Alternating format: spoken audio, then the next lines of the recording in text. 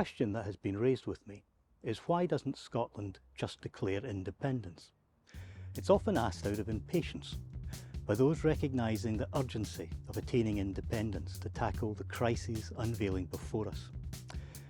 Now, it wouldn't be my choice of action, but let's consider if UDI is a viable option and is it legal?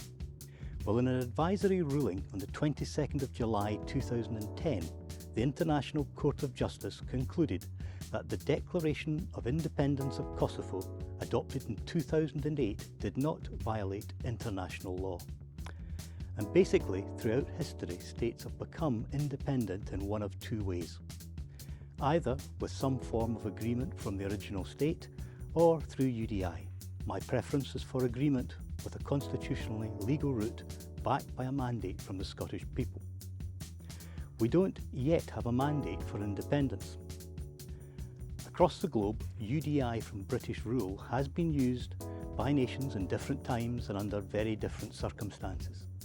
First by America in 1776, which then fought a war of independence, and most recently by Rhodesia in 1965, which had to return briefly to British rule in 1979 before ultimately being recognised as independent Zimbabwe.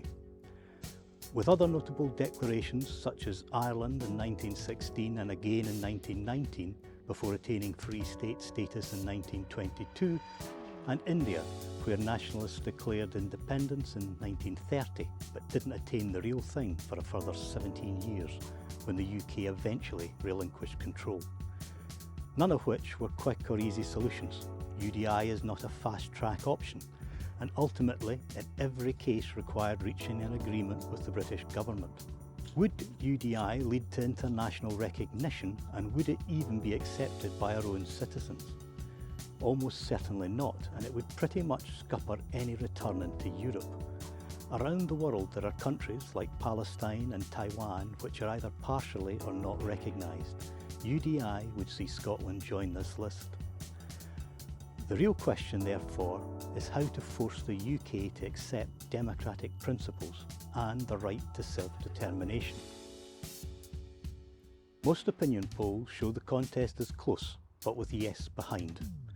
The real politique is that the current UK intransigence in denying Scottish electoral mandates can only realistically be maintained while they can claim to represent the majority.